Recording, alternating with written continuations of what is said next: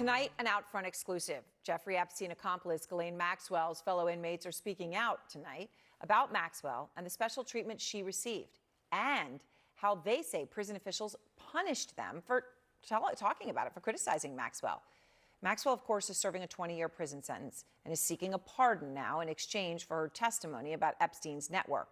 So let's go straight to MJ Lee, who has spoken to these women. And MJ, what exactly are these inmates alleging happened after Maxwell arrived at their facility? Yeah, Erin, we are hearing for the first time from inmates who served time with Ghislaine Maxwell, and they say that they were punished after speaking out about her. You'll remember last summer, Maxwell was suddenly and mysteriously transferred to a minimum security prison camp in Bryan, Texas. It made little sense at the time because a convicted child sex offender is not typically allowed to serve time at a minimum security facility like that. And adding to the intrigue at the time was that this was right after Maxwell had this unusual two-day interview with the Deputy Attorney General, Todd Blanche.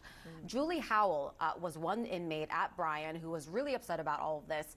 She says she consulted the inmate's handbook, which said that she could talk to media, and she decided to respond to a reporter at the Telegraph who had reached out.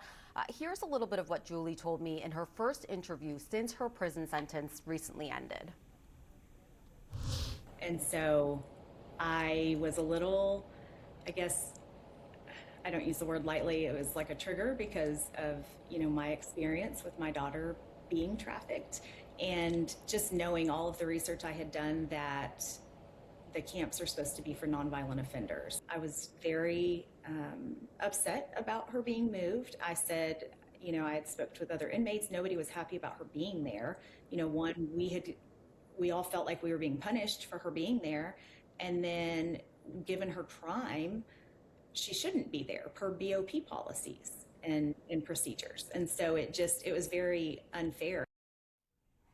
And several days after she sends that message to the reporter through her husband, Julie says she gets called into the lieutenant's office. She doesn't know what's going on, but she quickly realizes that she's in trouble.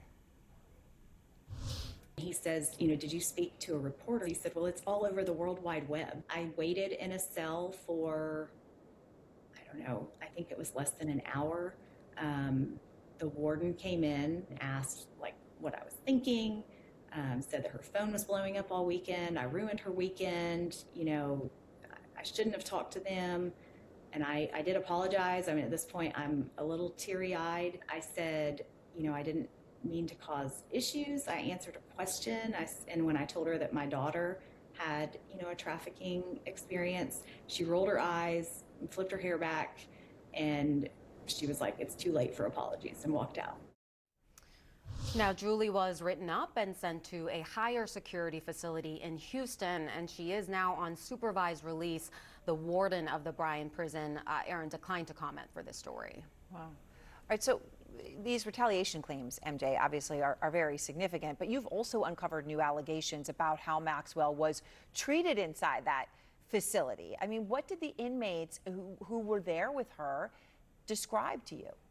Yeah, we spoke with the second inmate who was also at Bryan. She is anonymous. She's not going to be on camera because she's still serving time and is afraid of being punished even more. She described a very similar experience where she spoke with a reporter over the phone about Maxwell as well, and immediately she says she was kicked out of Bryan. This inmate overlapped with Maxwell for a number of weeks and says that she saw the special treatment that Maxwell was getting at the time. Within a day of her arrival, we had armed guards, marshals patrolling. If she had a visitation, she would get to, they closed the chapel and the indoor rec and allowed her to use that building for her personal visits when we had visitation, that happened in the visitation building, which is good. We didn't, no one wanted her around the kids or anything. She'd get bottled waters and clamshell meals delivered to her room. The BOP spokesperson told CNN that the Bureau does not discuss details related to specific inmates and that it is committed to maintaining the highest standards of integrity, impartiality, and professionalism in the operation of its facilities. Now, inmates can communicate with members of the media with prior approval, they said. The one prison expert that I spoke with said that it is absolutely not typical for an inmate to be punished for speaking to a reporter, Aaron. The DOJ and lawyers for Maxwell did not respond to requests for comment. It's just incredible to actually hear people, though, talking and answering all those questions to you, MJ. Thank you.